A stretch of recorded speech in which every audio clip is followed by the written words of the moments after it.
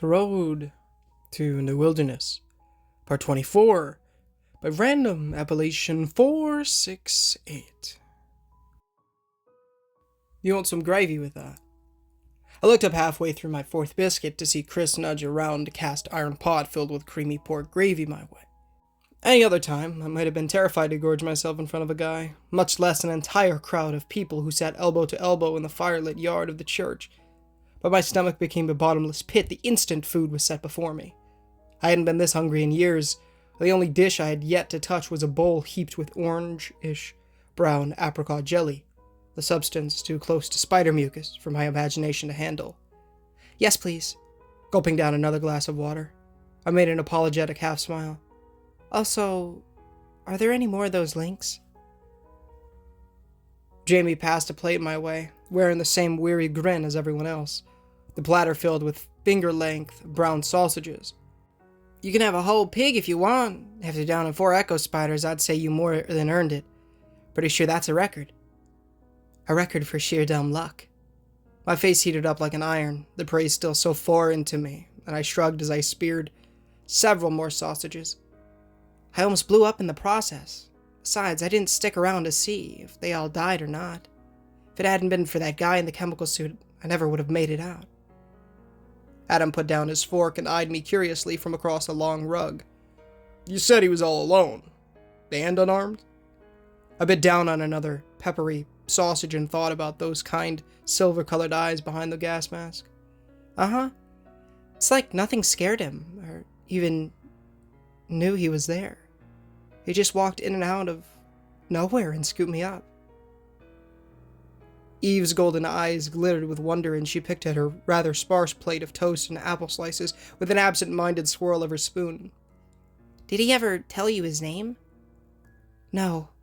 I scraped more butter over another fluffy white biscuit, the man's silver eyes flashing through my mind once more. All he had on his suit was a number. 36. I figured he was ELSAR, but honestly, I have no idea who he was. From somewhere down the line to my right, Alif handed Jamie a bowl of oatmeal, and the conversation drifted into other things, which suited me just fine. I'd been delighted to find that the strange citizens of Ark River loved to eat breakfast food at dinner, a custom that was not lost on me. Pancakes and eggs, sausage and gravy, biscuits by the pound, all were laid out in rich quantity, thanks to the countless fields and herds that surrounded the remarkable village. Everything New Wilderness lacked, Ark River had in triplicate. Cows, sheep, pigs, and entire hillsides covered in late harvest grain. Creamy milk from their dairy cows filled one pitcher, cold spring water another, and a third held some kind of tart purple juice squeezed from a mutated fruit they called a Rudger apple. We sat on cushions and furs, the coverlet from the bed still draped around my shoulders, and with several campfires alight nearby. I felt warm enough that I no longer shivered. I'd been given another vial of lantern rose nectar for my various wounds, and had watched in awe as the bruises faded away like magic. It was the best I'd felt in days. The only thing that could have made it better was a hot shower, and a phone call home. "You sure I can have more?" I blinked at Adam's offer of baked apple slices with caramel sauce on the side, my stomach already near bursting. "God has been good to us." He sat in the trencher beside me, not nearly as threatening without his armor and sword. "With Eve's companion planting, the mutants don't bother our crops, and the livestock we caught from abandoned farms in the valley. Go on, take as much as you want."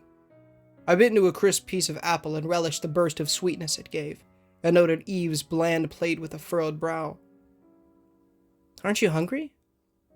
Her golden eyes lit up, and Eve's pale cheekbones tinged to rosy pink. "I have to be careful what I eat. Rich food tends to come back up." Eve's hand brushed the contour of her stomach, the fabric pressing tight to reveal a slight bump, barely noticeable on her slender frame. Adam tucked an extra blanket around her shoulders and nudged a few more bits of toast her way, the two of them beaming at each other like kids at a fireworks show. Being an only child, with Carla as my closest influence, I'd always thought pregnancy to be something I wanted to avoid, a hindrance to all the amazing things I wanted to do in life. But sitting there, watching the way Eve positively glowed with happiness, showered with adoration by Adam in every passing glance, tugged something loose in my subconscious. They're both so happy, even when talking about vomit. To be loved like that. Wow. Congratulations. Doing my best not to be inwardly envious, I wiped my mouth with a napkin and set my apple slice down. How far along are you? A month. Eve bit her lower lip in excitement, as if she could barely contain herself from giggling. It's the first one of our kind. So naturally, Lazarus, leave her be! Her sudden shift in tone sent ice through my blood, and I whirled to look at what drew Eve's ire. A cry of alarm choked me, and I froze in place. Right at my elbow, a huge brown head munched not inches away, a black nose snuffling at my unguarded apple slices. Long curved antlers glowed green in the night, and a pink tongue swayed at the last of the caramel. Without its metal armor, the deer almost appeared stuffed for how fuzzy its coat was, chestnut brown and thick tufts along its back and flanks. At Eve's command, its head jerked up to blink back at her in feigned innocence, and titters of amusement rippled through the rest of the onlookers. Eve jumped to her feet and marched around a section of rug to wag a finger in the animal's face, hands on her hips and scolding. You jumped the corral again, didn't you? What did I say about getting out? What did I say? The deer lowered its head with a bashful huff and tried to lick a smear of the caramel sauce from its coal-black nose. Don't think I didn't see that. Eve crossed her arms with indignance and tapped her foot on the lush grass of the yard. You should be ashamed of yourself, stealing from our guests. Poor Hannah was having a lovely time, and now she has no apples left. Adam chuckled, hazel eyes shining at his wife. You only started doing that when you began feeding him your scraps. I'm afraid this is learned behavior. Amica mea. Nonplussed by Adam's loving quip, Eve jabbed a finger at the deer with a stern look. You apologize. Right now. Apologize? I glanced at Jamie in bewilderment, but she jerked her head back to the scene with a knowing grin. Put your hand out. With a slight tremble to my fingers, I stretched out my hand and swallowed a nervous lump in my throat. Our eyes locked again, and the deer watched me with deep, soft brown eyes that were disarming for how innocent they looked. He sniffled at my skin, cautious, and despite his impressive size, this creature appeared to be just as wary of me as I was of him. The deer stuck out his tongue and gave my hand a gritty, inquisitive lick. It tickled like slimy combination of sandpaper, and I slid my hand over his long snout to pat his silky fur. I'd never been this close to a wild animal before, certainly not when this big, and I felt the corners of my mouth turn upward in childish glee. Cool. Silly creature. Eve gave in to her own pleased smile, and rewarded Lazarus with a few scratches behind his large mousy ears. Bone-faced whitetail loves sugar. This guy ate 5 pounds of it the first few days after he woke up. Then again, I can't blame them. I ate like a fool after my redemption as well. Her words brought my thoughts to a screeching halt, and I stared at her. Redemption? Is that some kind of religion thing? Since when did Bible thumpers worship deer? Miss Brunn, a word. Adam's eyes were on me, and he got to his feet, my black backpack in one hand. Unsure what he wanted, but certain that it was a request I shouldn't refuse, I got up and left the fur coverlet behind. Chris and Jamie threw each other brief glances, but neither followed, and Eve remained beside Lazarus, her petite face a mask of contemplation. I caught up with Adam, and we walked toward the double wooden doors at the front of the church, the path lined with stones and decorative intervals.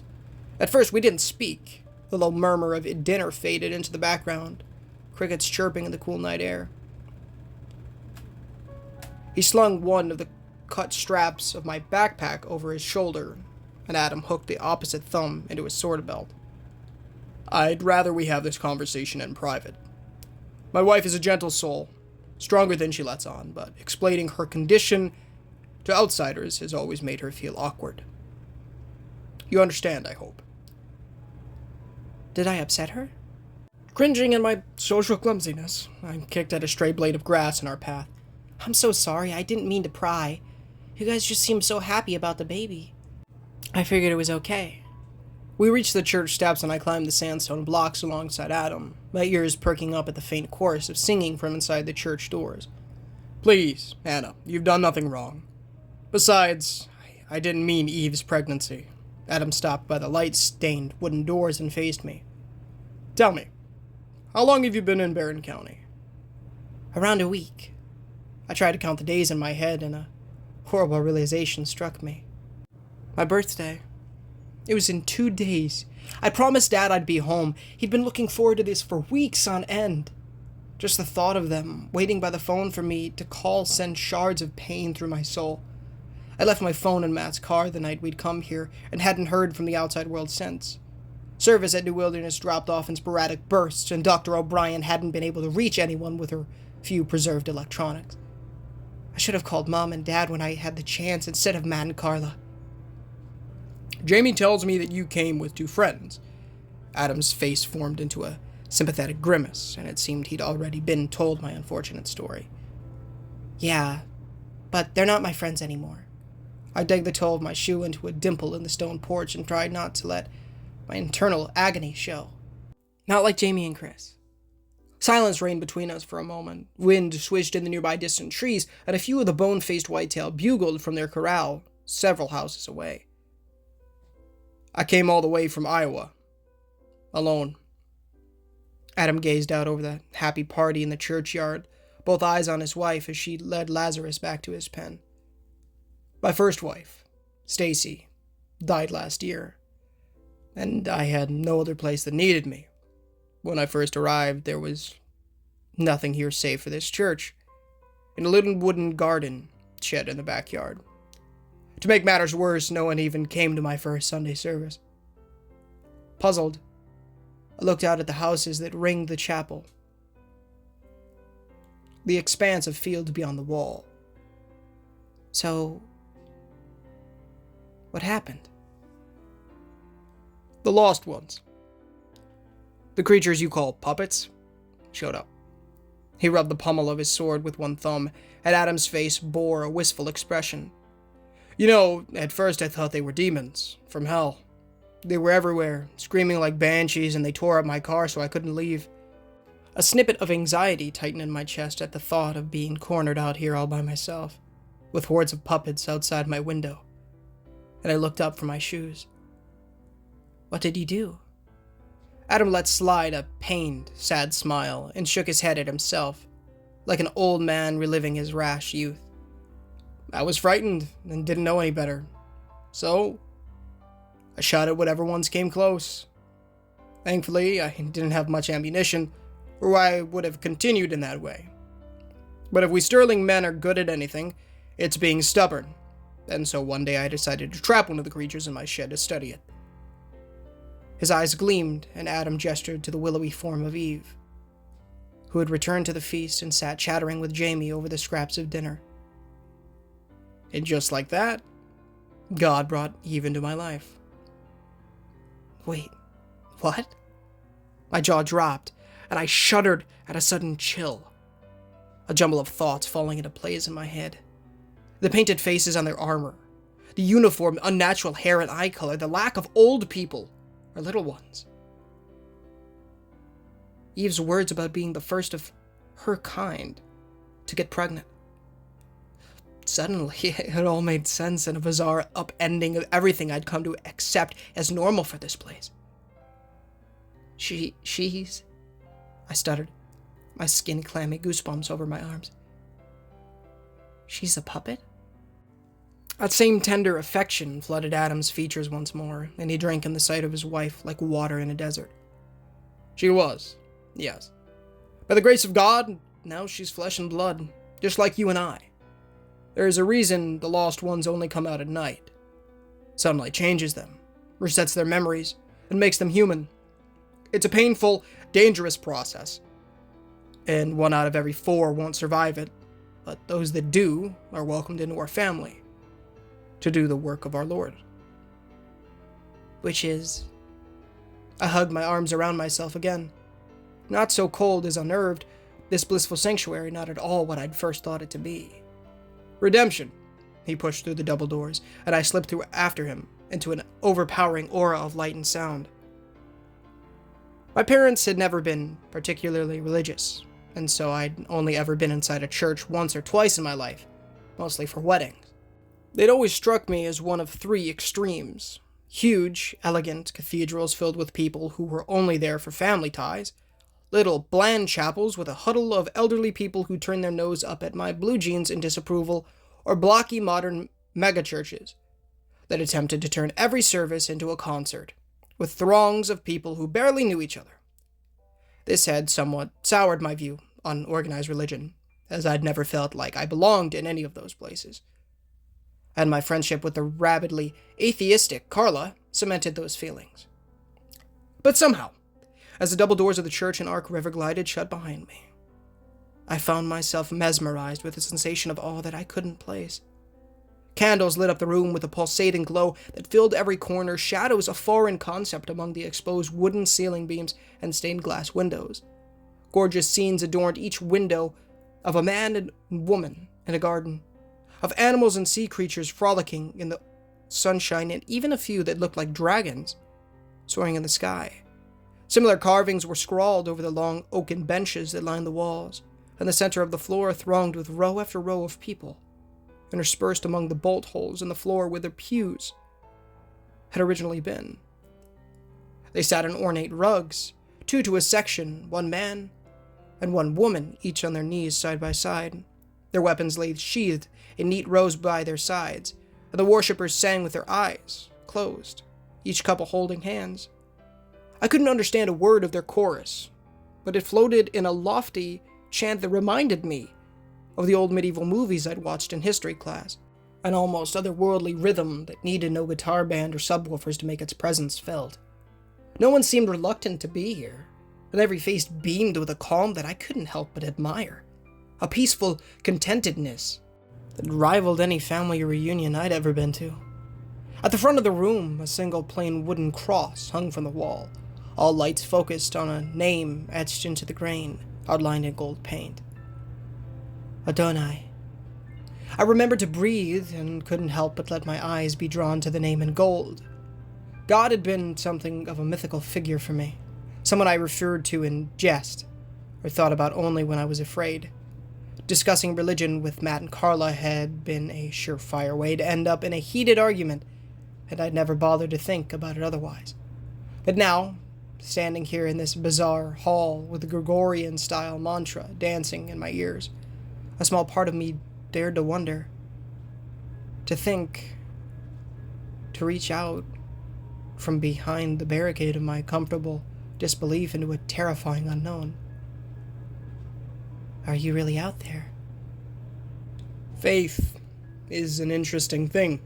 Adam spoke quietly in between the bars of the singers and motioned for me to sit beside him in an empty spot along the wall. In our modern times, it seems most believe they don't have it, which is an ironic form of faith in and of itself. We humans think we're masters of the whole world, with our lights, planes, and skyscrapers, yet it only takes the smallest microbe, the flick of a switch, the push of a button, and we're right back to what we once were. Blind, hateful creatures that kill anything we don't understand. In that way, we're not so different from the monsters outside our walls. Only light, God's light, can redeem us and save us from ourselves. I sat beside him on the old bench and chewed my lip in a blizzard of thoughts. The face of the wounded soldier floated up into my mind's eye, and guilt wormed its way through my heart in a nasty twist. I'm not sure I believe in God, to be honest. Avoiding his gaze, I picked at a chunk of dried mud on my pant leg. Did you believe in monsters before you came here? Adam reclined against the backrest of the pew with a patient expression, his hands folded in his lap. Well, no. My face seethed with heat. But even if he is real, I don't think he'd want to talk to someone like me. I'm not a good person. No one is. Adam pointed at the cross. That's kind of the point. Tears rose in my eyes, and I fought them with hard blinks. I'd learned not to share things with people over the years, and I'd only ever been this vulnerable with Jamie once. But something about these people, with their heartfelt smiles and easy mannerisms, chipped away at my internal walls. They all seemed so genuine. And try as I might, I realized that I wanted to tell the truth. I killed someone. I whispered, my throat closing in a sob. I didn't mean to, but it just happened so fast. Now I can't stop thinking about it, and I feel like a murderer.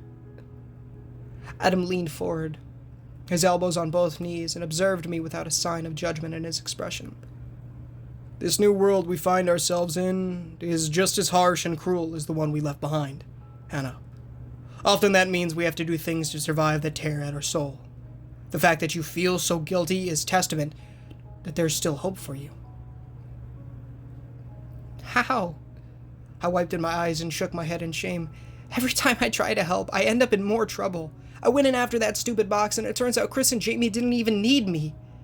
The only reason I survived was because of that guy in the chemical suit. And what good did it do? My birthday is supposed to be in a few days, and my parents don't even know where I am.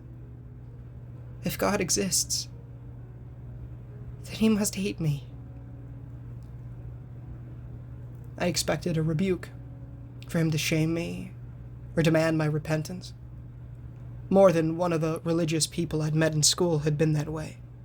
Pushy, easily offended when I questioned their beliefs, and vindictive when I refused to see things their way. In this place, with its magical ambience, it wouldn't have surprised me if my lack of faith had been met with condemnation. Instead, Adam pulled out a red pocket handkerchief and handed it to me with a sigh. My ways are not your ways, my thoughts are not your thoughts. Blowing my nose into the soft crimson cloth, I rested my face in both hands, misery overtaking my previous joyful emotions. What's that supposed to mean? Tears of his own brimmed at his eyes, and Adam stared ahead at the cross, with a sincerity in his tone that even I couldn't doubt. It means that God does things we don't understand to bring us to the places we never knew we needed to go. Sometimes that means losing people we love, enduring pain, suffering through horrible, unjust things. But if we listen, if we follow his guidance, God rewards us with a life truly worth living. If God hadn't taken Stacy from me, Eve would still be walking on all fours and eating raw flesh in the woods. He gave her a new life, incredible intelligence and instincts beyond my own. She was the one who learned Latin from my old seminary books and taught it to everyone else. She was the one who learned how to use the native plants to protect our crops from the mutants. She was the one who tamed the deer so we could ride them. He turned and placed the backpack in my lap and gave me a comforting pat on my shoulder. God brought you here for a reason, Hannah Brunn. He led you to this box, sent you that man in the chemical suit to rescue you, and let us find you before the pirates did. He doesn't hate you. He's giving you a chance to start over. I wanted to argue, to snap at him, to tell him I didn't believe in any of it, but the truth was, I didn't know what to think. My mind was a wreck, my heart a shredded mass of unknown fear. And more than anything, I just wanted someone to help me make sense of it all. A week. My world was normal, sane, and reasonable a week ago. Clutching the backpack to my stomach, I sniffled and offered him his handkerchief back. I need to get some air. But thank you. This means a lot to me. Adam smiled and leaned back in his seat. Of course. Take all the time you need, and when you're ready, I'm sure Eve would love to draw that bath for you. I'll be here if you need anything. I strode back to the double doors of the church and looked over my shoulder one last time at the beautiful interior, with its fantastical scenes, devout congregants, and that plain wooden cross hanging at the forefront of it all. How many times had I cheated death since I'd come here? How many times had I escaped a terrible fate by sheer luck? Could it all have been a coincidence? My eyes locked onto that name, written in the dried crossbeam of the crucifix in the same color as the eyes of the people who had once been monsters. Adonai. Like a clap of thunder, the silver eyes of the strange man from Collinswood slipped into my mind, and my heart flip-flopped inside my chest. I pushed through the doors back into the night, no longer hungry, and gripped the pack with shaking hands. It had to be exhaustion, fatigue from my delusional trek out of that cursed town. One good night's sleep, and I'd be all right again. At least, I hoped so.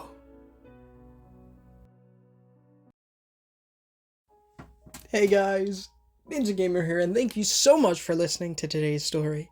If you did enjoy, please feel free to leave a like, as it does help the channel innumerably and does get the gospel into people's feeds, as well as please consider subscribing, as we are trying to hit 1,000 subs by the end of the year, and it would be a massive blessing for the Lord if you guys did so. Of course, please read the $1 million question on screen right now, description, pinned comment, to know how to become born again to go, to heaven. By repenting of your sins and trusting in the good Lord Jesus Christ with all your whole mind, soul, and strength, and then afterwards building that relationship with the Lord by reading the Holy Bible daily. Pray daily and evangelize the people. Amen. Also join the Discord. Go check out Random Appellation 468 in the description. The original story link and his Reddit page are down there. Go give him some love.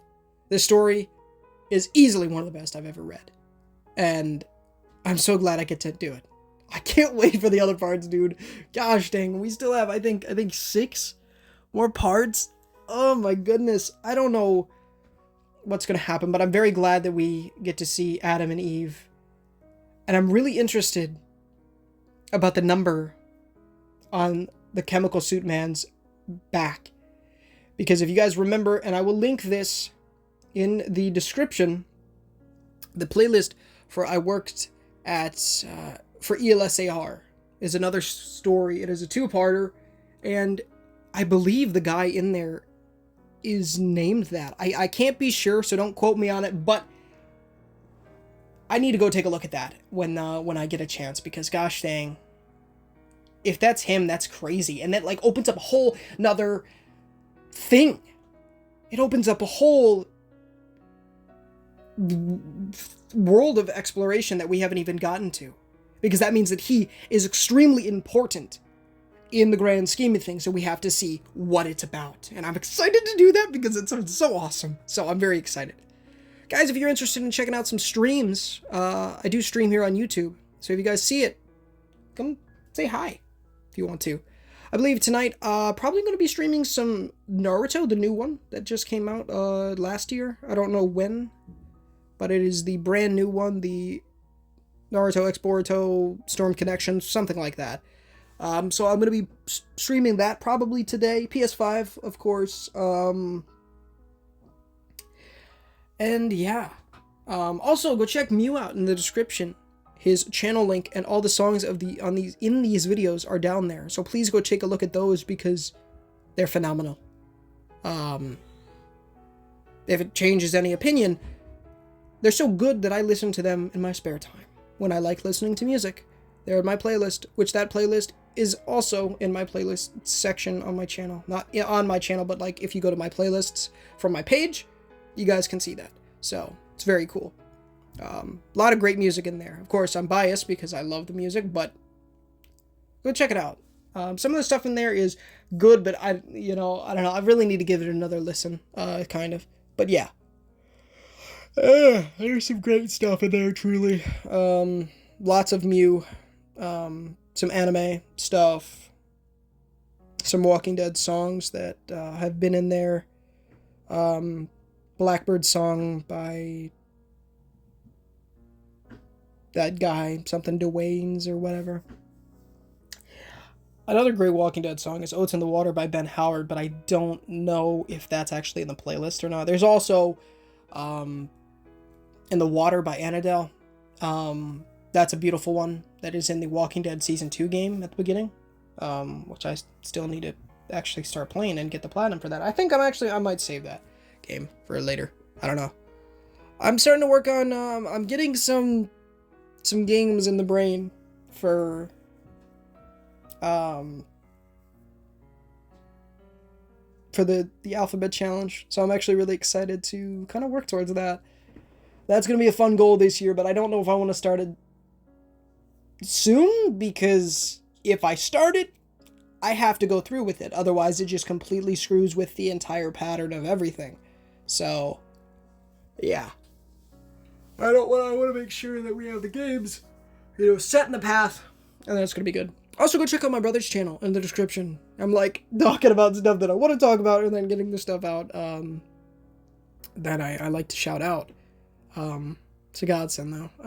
But my brother's channel, Mac Plush Videos. If you guys are interested in plush videos and want to see something different, because I'm actually in quite a few of them. So if you guys wanted to go check that out, that'd be awesome and that'd be much appreciated. I'm gonna let you guys go though because it's 10:30 and I really need to get this out. I love you guys. Please come by the stream. I also probably should stream DBD soon, so I don't know. I don't think I'll be playing that tonight, but I don't know. The event ends soon, and I really haven't. I don't know. I probably should play. Anyways, I love you guys. Thank you for watching. And until next time, guys, do all that great stuff. Until next time, guys, this is Ninja Gamer. Signing off.